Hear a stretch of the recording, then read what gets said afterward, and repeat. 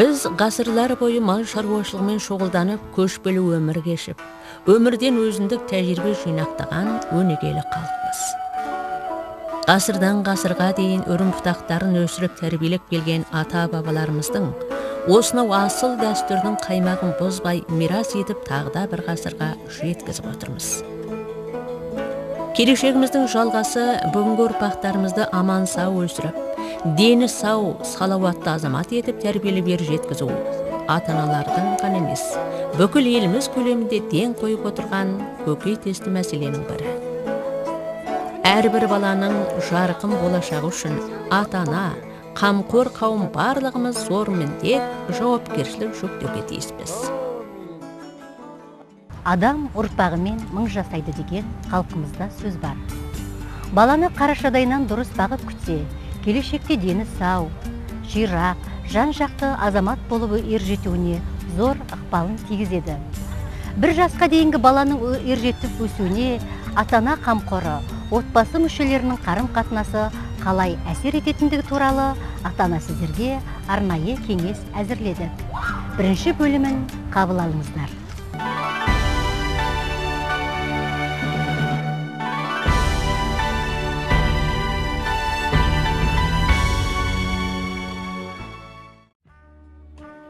Дені сау ұрпақты болу үшін жүкті ананың денсаулығына ерекше назар аудару қажет.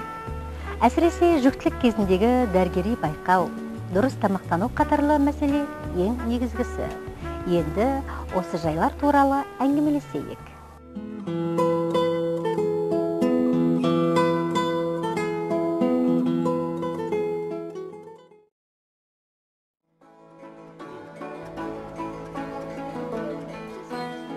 Бала шағалы болып, жанұя тіршілігін құру дегеніміз адам өміріндегі ең бақытты сәт, маңызды оқиға. Жанұяда перзентті болуды бірден қалап шешкен соң, болашақ ана ең алдымен өз денсаулығы, бала өсетін отбасының жағдайын, қызмет бабын, демасын алдын ала жоспарлап ыңғайлаған жөн. Сондай-ақ дүниеге келетін перзенттің денсаулығы, келешек жақсылығы үшін аянбаймын деген шешімге келіп, көңіліңізге терең тоқу керек. Дені сау анадан сау ұрпақ дүниеге келеді. Бұл заңдылық. Сондықтан да жүкті бұлардан бұрын келешек ана денсаулығына мән беріп, созылмалы ауыр сырқау болса, дәрігерге қаралып, емделіп, аурудан айыққаны жөн. Сонымен жүкті болардан бұрын деніңіз сау, көңіл күйіңіздің орнықты болуы, жүктілік кезінде өзіңізге де, дүниеге келетін ұрпағыңызға да төтенше қажет дегенді ескерген жөн. Ана балалы болуды қаласа, ең алдымен әйелдер дәрігермен ішкі ағзалар дәрігеріне қаралуы қажет. Мен балалы болғым келеді. Ненде бір ауру сырқау бар ма? Жүктілікке қайшылық жасамай ма дегенді тура айтып көрінген жөн. Жүкті ана екі ісін тындырып, тіршілік қамын жасайтындықтан, дене мүшелеріңіз ақаусы сау болуға тиіс. Сонда ғана жүктілік мерзіміндегі ауыртпалықты жеңе аласыз. Сондықтан сіз дәрігерге үнемі қаралып кеңес алғаныңыз жөн.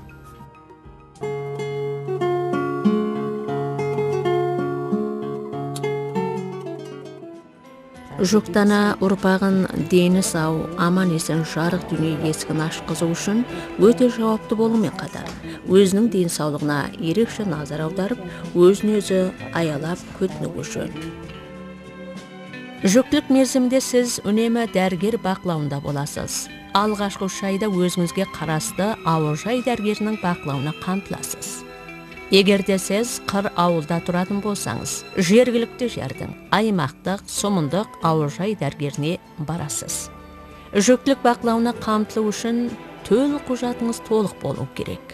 Егер сіз отырықты мекеніңізден басқа мекенде уақытша тұрақтанған болсаңыз, сол жергілікті жердің әкімшілігінен анықтама алып, ауылжай дәрігеріне анықтаманы тапсырасыз. Дәрігер сізді байқауға қамтып, зерттеу қағаздарды реттеп беріп, басқада қандай маман дәрігерлеріне қарату жөнінде толық мәлімет беріп, ары қарай өз қарамағында бақылайды. Еліміз көлемінде жүктілік ана бақылауы денсаулық министрінің 2001 жылға 39 бұйрық бойынша жүріледі. Алыс ауылдағы бақ дәрігері де сол бұйрық бойынша бақылау қояды. Орталықта да сол бұйрыққа сай бақылайды, бәрі де бірдей. Міне осы бұйрық жүктілікті бақылаудың дәл бағыттаушысы болып саналады. Жүкті анаға жасалатын зерттеулер. Жалпы қан зерттеуін 1 рет, жалпы несеп зерттеуін 3 рет, несептегі белок құрамын тектеуді 1 рет, эхо зерттеуін 3 рет, жатыр қынавынан мазок зерттеуін 1 рет, іспет зерттеуін 1 рет, кеуде қуысының суретін алдыру 1 рет, құрсақтағы сәбидің жүрек соғысының жазбасын жаздырады. Жүкті ана қан аздық сырқатты болса, дене қуаты әлсіреу, мерзіміне жетпей босану, сәби құрсақта тұншығу, босанғанда қан кету қатарлы қиындықтарға ұшырайды. Сондықтан темір, Поливея қышқылын аудандық Сомындық ауылжай ауруханасынан немесе перзентханалардан ақы пұлсыз алуға болады. Жүктілік кезде күн сайын темір, Поливея қышқылы мол азық-түлік керектеріңіз. Екі қабат ана өзі көтініп денсаулығына назар аударып қана қоймайды. Сонымен қатар жұбайы, туыс туғандары анаға лайықты да қолайлы жағдай туғызып, көңіл күйін көтеріп, үнемі назар аударып отырса, дені сау ұрпақ дүниеге келуіне көп әсер етеді деп көреміз. Жанұя мүшелерінің бәрі саған көңіл бөлуге тиіс, саған көмектесіп, танықтырып, жайлы жағдай жасау керек. Көңіл күй жағынан да демеуге тиіс. Болашақ әке, сіз зайыбыңыз жүкті болғанын біле сала, бұрынғы қамқорлығыңыз одан әрмен артып, оған көмектесуге тиіссіз. Өзіңізге сенім жүктегеніңіз жөн. Зайыбыңыз аман есен қол-аяғын бауырына алып, дені сау перзент дүниеге келсе, сенім ақталып, сіз оларға септігіңізді тигізгеніңіз. Әйтсе де, мына бір кеңеске назар аударыңыз.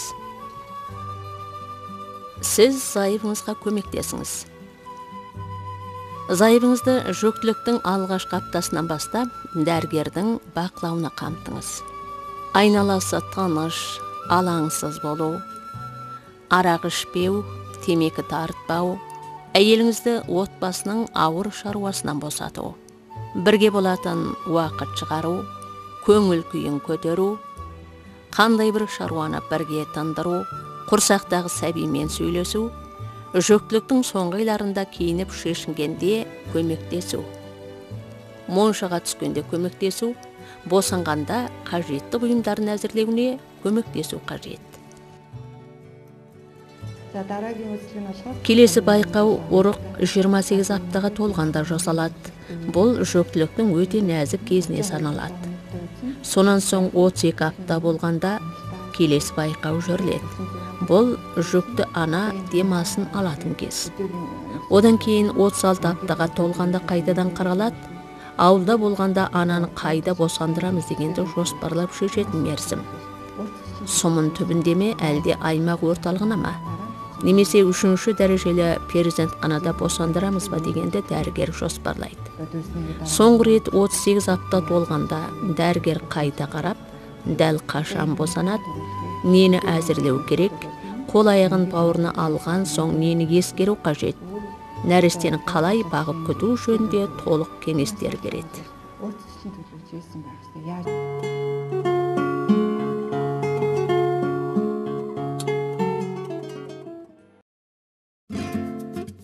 Жүктілік кезде есте болары тағы бір жай дұрыс тамақтану. Болашақ ана енді сіз құрсақтағы сәбиіңізбен бірге тамақтанамын дегенді әр қашан есте сақтаңыз. Дұрыс тамақтану ана мен сәбидің өмірі үшін айрықша маңызды. Сіздің ішіп жегеніңіз тура құрсақтағы сәбидің бойына тарайды. Сондықтан жүктілік кезінде нәрді, құнарлы, витаминдік тағамдарды тұтынудан бас тартпаңыз. Жүкті ананың тағам құрамы. Жүкті ананың күнделікті тағамның көбесесін жеміс жидек, көкөніс, ұн және егістік өнімдері иеленеді. Сүт және еттік тағамдарды орташа мөлшерде, майлы тағам, қанты көп өнімдерді өте аз мөлшерде керектенген жөн. Болашақ ана бұрынғы тамақтану тәртібіндегі кейбір күрделі құрамды, қорытылуға ауыр соғатын тағамдармен денсаулыққа зиянды сусындардан бас тартқан керек. Тек қана таза азық-түлік тұтыну керек дегенді есте сақтаңыз.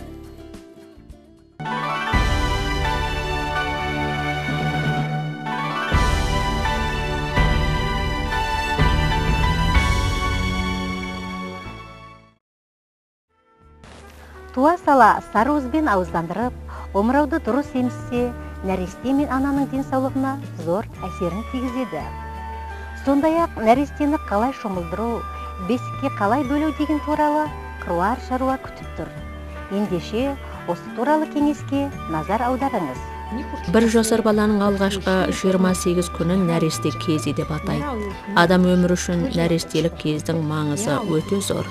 Дәл осы нәресте шағында баланы дұрыс бағытқа алса, ары қарайғы денсаулығы ширап, өсіп дамуына жақсы ықпал етеді.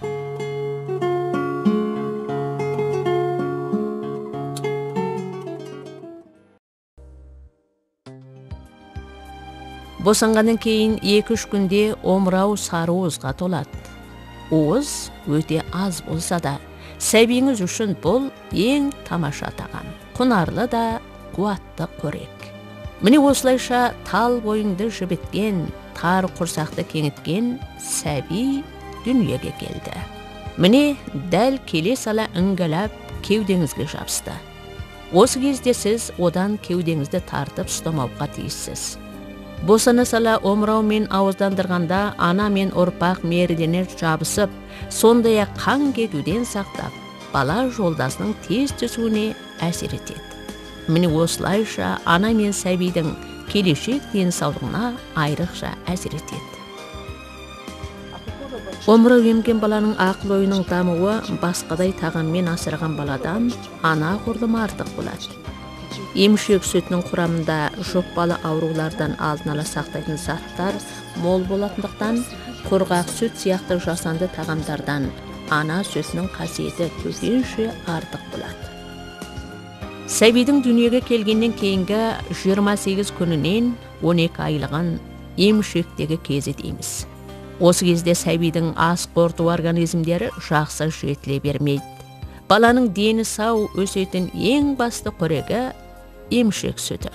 Сондықтан тек қана емшек емізіңіз. Балаға омырау емізгенде дұрыс орналастыру, дұрыс ауыздандыру және дұрыс емізу керек. Баланы дұрыс емізудің негізгі 4 жолы. Емізетін орынды дұрыс сайлау, баланың денесі мен басы бір нүктеде дөп-түзу болу, баланы бауырыңызға баса құшақтау, баланың басы, мұрны, ауызы анасына қараған болу керек. Сіз баланы емізгенде жоғарыдағы жайларды ұстансаңыз, омырау өрпі жарылмайды, бала толық ем алады. Сондай-ақ бала емізерде қолды жуып, еш нәрсеге алаңдамай, шын көңілмен беріліп емізу керек дегенді есте ұстанғанымыз жөн.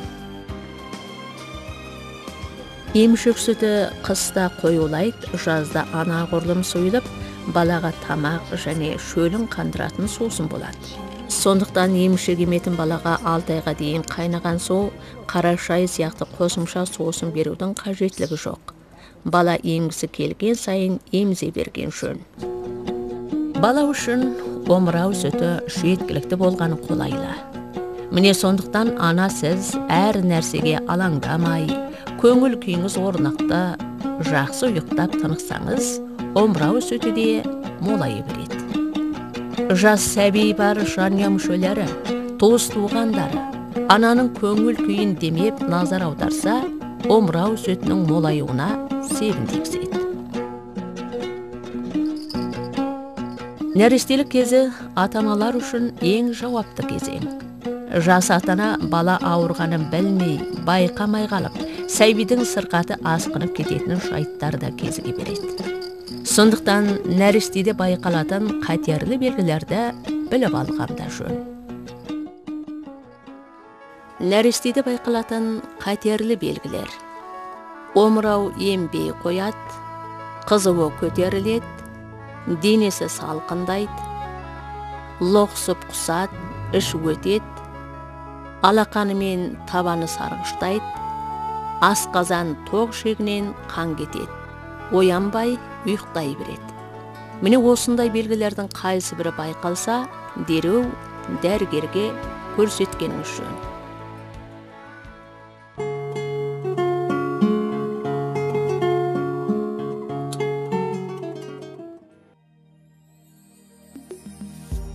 Нәрестені жұқпалы аурудан сақтап, ауруға қарсылық қуатын қалыптастыру үшін вакцина егіледі. Балаңызға белгілі уақытында вакцина еккізсеңіз, аман-сау өсудің негізі болады. Сәби дүниеге келгенде ана жолдас арқылы дарытқан қарсылықты туып, өмірдің алғашқы 6 айында ешқандай ауруға шалдықпайтын тума қуатты болады. Жүрекелі анасының бойынан баласына дарытқан тума қуаттылық төзім біртіндеп әлсірейді.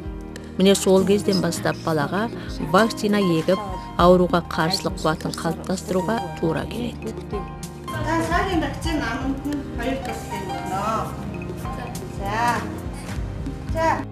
Балаңызды вакцина еккізгелі әкелерде шомылдыру, жылы киіндіру, ауыл дәрігеріне көрсету қажет. Вакцина еккелі жатқан дәрібекені қадағалаңыз. Ол бір реттік піспекпен екті ме? Вакцинаны дұрыс таңдап алды ма? Қоспаларды дұрыс араластырды ма дегенді бақылауыңыз қажет. Вакцина еккізген жайлы белгілейтін кітапшаны ала келуді ұмытпаңыз. Вакцина еккізгеннен кейін балаңызда байқалатын белгілер: екпе орны қызарады, ісет, ауырсынады. Балаңыз қиналады, жылағыштайды, қызуы көтеріледі және тамаққа зауқы соқпайды. Міне осындай белгілер байқалады. Осындай жағдайда сіз дәрігер кеңесі бойынша қызуын түсіретін дәрі беріп, сорбақта тартыңыз. 0-ден 12 айлық балаға егілетін вакцина бөлісі. Туберкулез дозасын туғаннан кейін 24 сағатқа сыйыстырып, жұқпалы сал дозасын туғаннан кейін 24 сағатқа сыйыстырып, және 2-3-4 айлығында. Гепатит В-ның дозасын туғаннан кейін 24 сағатқа сыйыстырып, 5-тік вакцина немесе маңқа, талма, көкжөтел, гепатит В, хемоплюс, имплюзиенне В-ның дозасын 2-3-4 айлығында беріп, қызылша, шошқа борық, қызамыққа қарсы вакцинаны 9 айлығында егеді. Балаңызға вакцинаны белгіленген уақытында еккізумен қатар, жыл сайын 5-11 айда А витаминіне қамту, сондай-ақ сол жылы қандай бір жұқпалы аурудан сақтау үшін қосымша вакцина егу туралы жоспарланса, қайткен күнде еккізген жөн.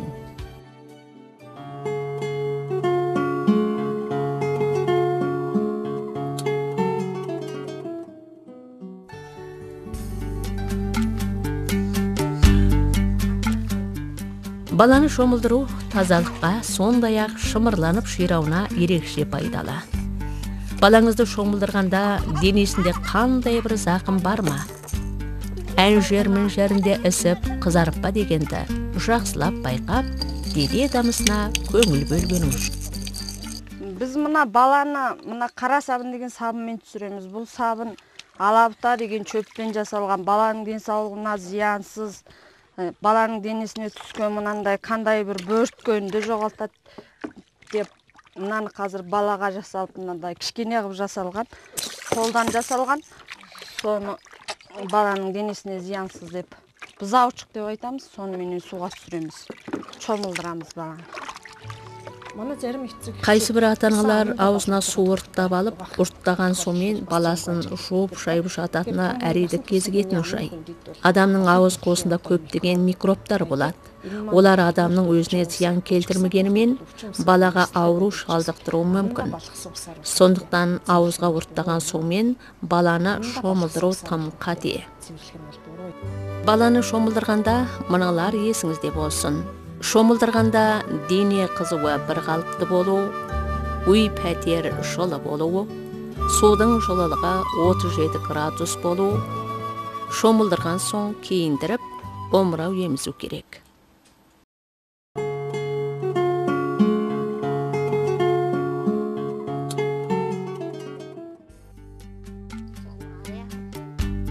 Қазақ халқының ғасырдан ғасырға жалғасып келе жатқан озық дәстүрлерінің бірі баланы бесікке салу. Бесік атадан әкеге, әкеден балаға жалғасқан баланың баспанасы. Бөлеу сәбилерге жарасымды. Баланы тым қатты бөлеуге болмайды, өсуіне кері әсер етеді. Бала жаялығы 24-тен 30 дана болғаны дұрыс. Бір рет бөлігінде 4-тен 5 дана жаялыққа жет. Бәріміз қасиетті қазақы бесікте өсіп, есейіп ер жеттік. Бесікке салу дәстүрін халқымыз әрбір отбасы әлі күнге дейін жалғастырып келеді. Баланы 2 айға толғанға дейін жылы киіндіріп баптап күтсе, арғарайғы денсаулығына жақсы әсер етеді. 2 жасқа дейінгі баланың еңбегі қатпайды, дене жылуының тең жартысы еңбек арқылы сыртқа шығып жатады. Міне сондықтан нәрестенің еңбегін қымтап, бас киім кигізудің пайдасы мол. Бала дене жылуынан айрылмайды. Баланы ауа райына сәйкестіріп киіндіріп, таза ауаға үнемі шығарып тұру керек. Таза ауада өскен бала тұмауы тимейді, ұйқысы бұзылмайды, мұрны бітіп, тынышы кете бермейді. Балаңыздың киім-кешегін үнемі жуып, таза киіндіріңіз. Баланың киімдерін арнайы сабынмен жуу керек. Киімін күнге жайып кептіріп, уқалап, жұмсартқан соң киіндіріңіз. Оны қазақ ит жейде деп атайды. Және де жұмсақ матадармен ораймыз, чүпіректермен. Бала дүниеге келмей тұрып, киім-кешек, жаялық, бесік жабдықтарын әзірлеп қою керек. Халық арасында бала дүниеге аман есен келгеннен кейін ғана бесік жабдықтарын, киім-кешегін әзірлейтін салт сана бары рас. Соңғы кездерде көпшілік ата-ана нәрестенің киім-кешек, бесік жабдықтарын алдын ала әзірлеп қоятын болып жүр. Мұнда ешқандай терістік жоқ. Қайта дұрыс қолдайтын әрекет.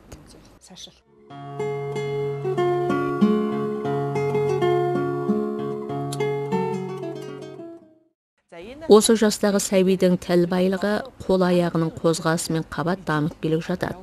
Оның бет әлпетінің құбылысы, өзгерісі, қол аяғының тырбыңы, ан өңдеп өлдеген үні, осы 3 құбылыс бір-бірімен байланысты болады. Бала анасынан туса да әке қамқорлығын үнемі тілейді. Сондықтан бала тәрбиесіне әкенің рөлі де ерекше. Сіз балаңызды кішкентайынан бауырыңызға басып, өз даусыңызды естіртіп, есіңізді сіңіріп, әңгімелесіп ойнайтын уақыт шығарғаныңыз абзал. Міне өстігенде ғана кішкентайыңыз әке қамқорлығын біліп, есейгенде өзіңізбен ашық жарқын қатынасатын өнегелі болып өседі. Сондай-ақ әке менің өмірімнің бас тірегі дегенді жақсы түсінетін болады. Сәби өзі сөйлей алмаса да әке шешесінің дауысын біледі, жақын адамдарының дауысын тыңдайды және ажыратып түсінеді. Сондықтан ата-ана сіз баламен үнемі әңгімелесіп кеңесе беру керек. Баламен қаншама сөйлеспей, үндемей қойсаңыз, баланың тілімен ақыл-ой дамуы соншама кешеуілдей береді дегенді есте сақтаған жөн. Үнемі әңгімелесіп кеңесіп сөйлескен сайын сәбидің тіл байлығы мен ақыл-ойы басқалардан анағұрлым тез дамиды деген сөз. Бала шайға толғанда өлдеп өң қата бастайды. Міне осы кезде ата-ана сіздер сәбимен тіл қатып сөйлесіп, еркелетіп, ойнап, мәпелеген жөн. Жанұя мүшелерінің бәрі баламен осылай қатынасқанда, ол өз ортасын біліп, дамып келе жатады. Мейір құшағында өскен бала, басқа мен дұрыс қатынасады. Тәлім тәрбиелі азамат болуының негізі осылайша қалыптасады.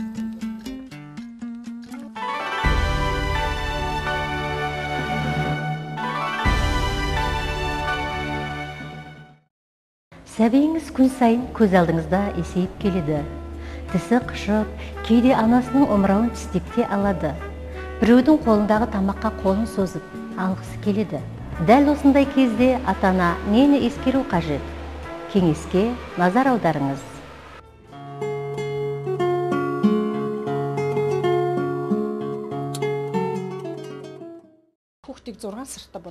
Бала 6 айға толғанда қосымша тамақпен тамақтандыра бастаған дұрыс. Қосымша тағамды әуелде жеміс жидек, көкөністен әзірлеген қолайлы. 6 айға толған балаға жеміс шырынын беріңіз. Өз өлкеңізде қандай жеміс жидек өседі, солардың шырынын беріңіз. Мүмкіндік болса, сәбіз қойма жыңаны жасап берсе, қосымша тамақтанып үйренеді. Қосымша тамақтана бастаған баланың тағам кестесі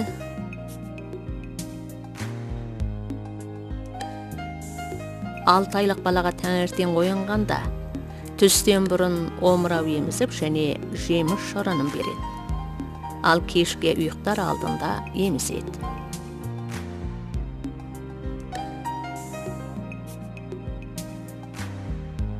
Алты ай жарымында таңертең оянғанда және таңертең омырау емізіп, жеміс шырынын береді.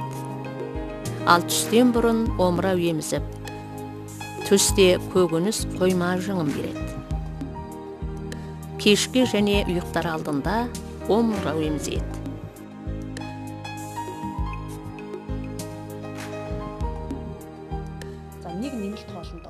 Бір түрлі қосымша тамақ беріп, 2 апта өткен соң келесі қосымша тамақ түрін бастау керек.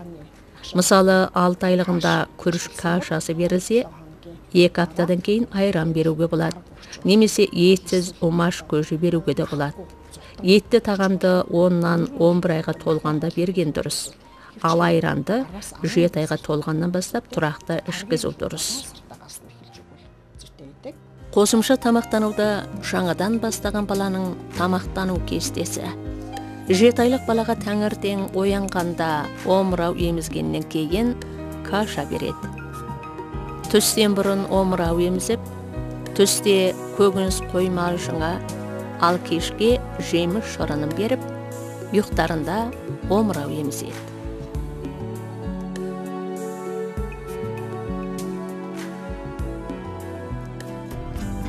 Омаш көжені ет ұннанған емес, сәбіз, ағырымшық сияқты қоректі азық-түлік қосып жасауға болады. Қосымша тағам балаға жетіспей жүрген витаминдер, құнарлы заттарды толықтырады.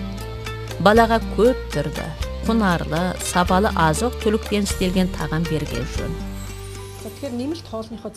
Қосымша тағаммен қатар емізе берген жөн, қайткен күнде 1 жасқа толғанша емсін. Одан әрі бала емгісі келсе, күніне аз-аздап емізуге де болады.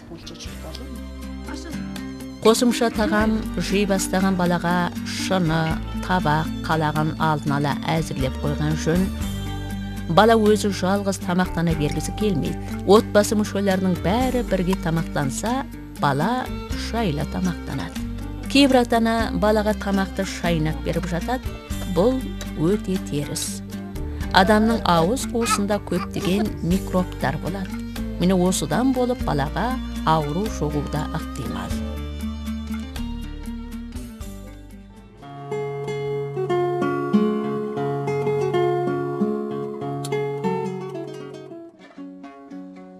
Бала тез өседі.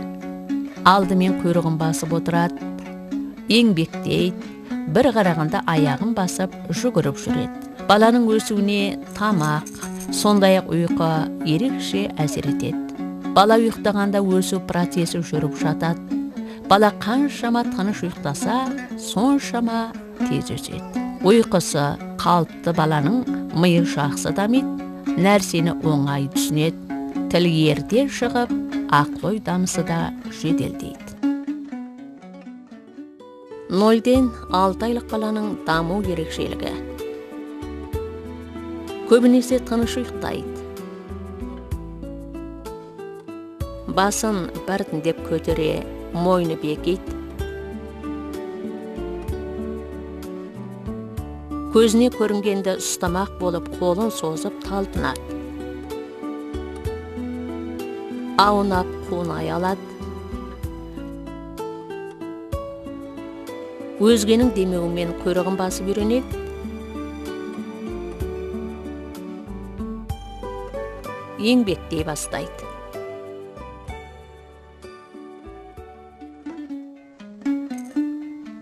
Кейбір ата-ана баласының өсуін басқа балалармен салыстырғыш келеді. Әр баланың өсіп жетілуі әр түрлі болады. Мұның себебі ата-анасының шыққан тегінің қасиет ерекшеліктеріне байланысты дегенді есте сақтаған жөн. 6 айлық баланың салмағы тиісті мөлшерде қалыпты болса, денсаулығында көп өзгеріс байқалмайды. Тісі шықпауы да мүмкін. Рахит ауруының белгісі байқалмаса, алаңдаудың қажеттілігі жоқ. Бала аман сау ер жетіп келе жатыр деген сөз. 6-дан 9 айлық баланың даму ерекшелігі. Құйрығын басып өздігінен отыра алады. Еңбектейді.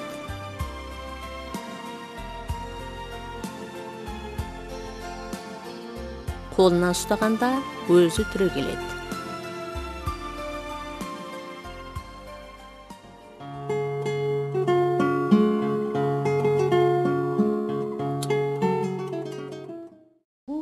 Бала тісінің сау болуы туралы тісі шыққаннан кейін айтатын мәселе емес. Өте ертерек мән берген жөн. Анасының құрсағындағы 4 айлық ұрықтың сүт тістері қызыл егіне әлде қашан қалыптасады деуге болады. Бұл өте ерте кез.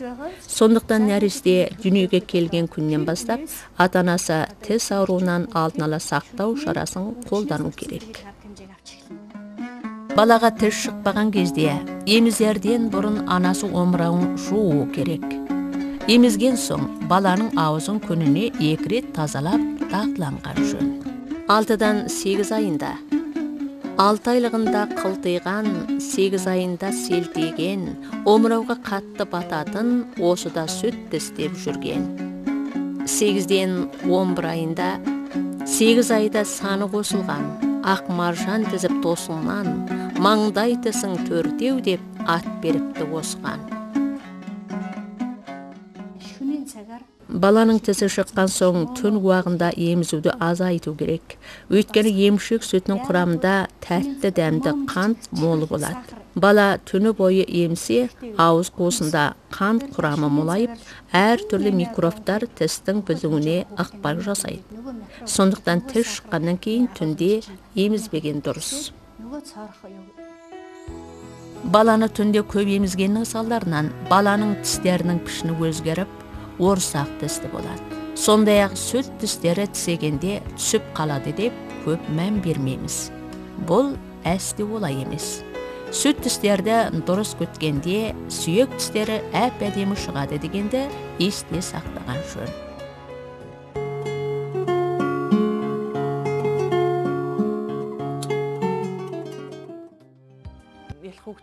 Сәбилер отырып еңбектей бастасымен өлдеп үн қататын болады. Сонымен 8, 9, 10, 11, 12 айлығына дейін өлі 1-2 ауыз сөз айтатын қайлығы жетеді. 9-дан 12 айлық баланың даму ерекшелігі. 2 ауыз қысқа сөздер айтып үйренеді.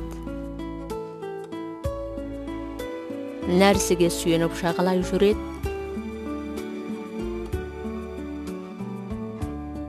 Қаз тұрады, апыл-тапыл алғашқы қадамы жасайды. Сәби 1 жасқа толғанда кей сөзді қысқа айтып, ойындағысын білдір алады. Мысалы, тәттіні тәт, ойыншық машинасын ду-ду, әке әк деген сияқты ықшамдап айталады. Осының бәрі өз ойын еркін жеткізуге талпынған сәбидің алғашқы бастамалары. Бала 10 айға толғанда өздігінен тұралады, қаз тұрады. 1 жасқа толып аяғын басады, бірақ дамуын дәл 6 айлық, 8 айлық деуге болмайды. Кей бала 8-ден 9 айлығында аяғын басатыны болады, қайсы бірі 1 жас жарымында аяғын басады. Міне осының барлығы баланың ерекшелігіне байланысты өсіп жетілуі де әр түрлі болуға болады дегенді дәлелдейді. 12 айлық баланың салмағы 10 килограмм маңайында, бойы 75 сантиметрге жетеді. Аяғын басатын уақыты болса да, өздігіне жүруге қорқады, немесе жалқаурайды. Міне дәл осы кезде ата-анасы тәй-тәйлап жетектеп, қолын біртіндеп қоя бергенде, бала аяғын басып үйреніп кетеді. Сондай-ақ баланың қимыл қозғалысын тежеп, үнемі құшақтап көтеріп жүру қате. Баланы еркін жіберіп, өсуін демеген жөн.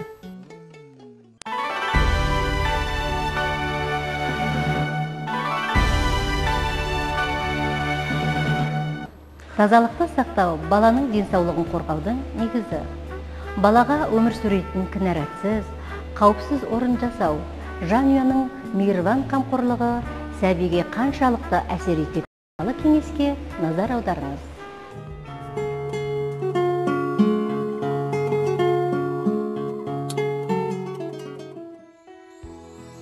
Емшектегі бала тыныс жолдарының жұқпалы ауруы, іш өту, аузы уылу, тері бөрткені қатарлы сырқаттарға ұшырағыш келеді.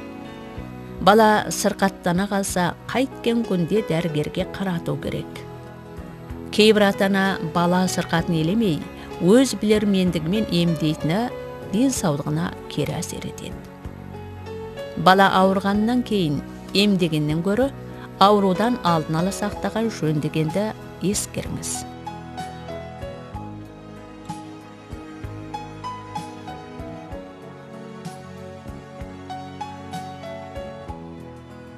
Кейбір ата-ана баланың құлағы ауырып қалды деп өздері емдейді. Мысалы бұлаулайды, әр түрлі дәрі-дәрмек тамызады, сармай ерітіп құяды. Кампара деген ем тамызады. Өстіп өз білермендіктермен құлаққа әр түрлі зат тамызғанның салдарынан бала дүлей болып қалуы да ықтимал. Баланың құлағы ауыра қалса, қайткен күнде ең алдымен дәрігерге көрсету керек. Құлаққа майлы сұйық тамызуға әсте болмайды дегенді айрықша ескертеміз.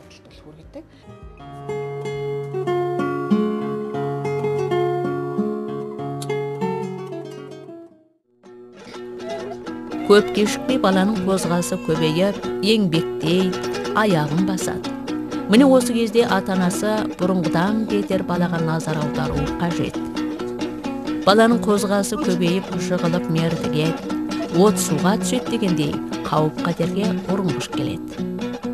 Сондықтан ата-ана, қамқор тәрбиеші сіздер баланы қауіп-қатерден сақтап, қауіпсіз ортасына үнемі көңіл бөлу керек дегенді естен шығармаңыз. Бала отқа түсетін, қайнап тұрған су, пісіп тұрған сүтті тартып алып күйіп қалатын жағдай жиі ұшырайтындықтан сақ болу керек. Сәби 4 ай жарымнан бастап қимыл қозғалысы күрт көбейеді, сондықтан көзден таса қылмай қауіп-қатерден қорғау қажет.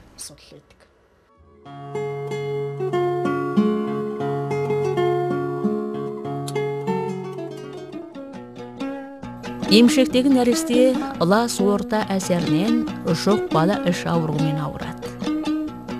Баланы қаршадайынан қол жұғызып дағдыландырып, үйді күн сайын тазалап, баланың киім кешегі, ойыншығын таза ұстау керек. Отбасы таза болса, бала да аман сау өсері қақ.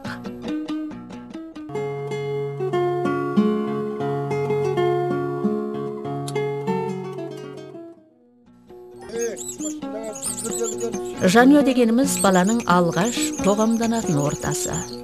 Баланың өмір сүретін осы ортасы кінәратсыз, мейірбандыққа толы болу керек. Себебі жанұяның лайықты да қолайлы жағдайы бала миының дамысына, тәлім тәрбиесіне тікелей байланысты. Отбасы мүшесі сіздер баланың жанында қатты айғайлап, былапыт төрөкі сөйлеп, ұрыс керіс шығармай, қауіп қатерсіз қолайлы орта жасауға тиіссіз. Баланың келешекте қандай адам болатыны жанұя ортасына тікелей байланысты дегенді үнемі есте сақтаңыздар. Емшектегі сәбиді мәпелеп дұрыс өсірсе, баланың келешегіне аса пайдалы. Дені сау, дене бітімі саламат, ой санасы дұрыс, қимыл іс-әрекеті ойдағылай болып қалыптасуына сәбиді дұрыс асыраудың маңызы зор. Баланы 1 жасқа дейін әрбір ата-ана мейлінше мәпелеп, көңіл бөлуі, оның келешегіне зор үлес қосқан болып табылады. Бай үйлерде балалар ер жетеді бір сүйем, бойы қарыс өседі, ойын сауық күлкімен. Шынтақ елі өседі, білім дүйде балғын жас, сенім мейір мол болса, есе еді бір құлаш. Дүниеге келген сәбиді қаршадайынан аман сау өсіріп, тәлім тәрбиелі, білімдар азамат етіп, ел қатарына қосу үшін қажымай талмай, түн ұйқысын 4 бөлген ата-ана сіздерге көп рахмет. Сіздердің жанұяларыңызға жақсылық, зор бақыт тілейміз. Құрметті ата-аналар, 1 жасқа дейінгі баланы қалай дамыту туралы кеңестің 1-ші бөлімін қабыл алдыңыздар. Баланы аялап, әлпештеп өсіру жөніндегі кеңес сіздердің көңілдеріңізден үлкен орын алып, септігін тигізеді деген сенімдеміз. Жанұяңызға бақыт сыйласын, аман есен болыңыздар. Назар қойып тыңдағандарыңызға рахмет.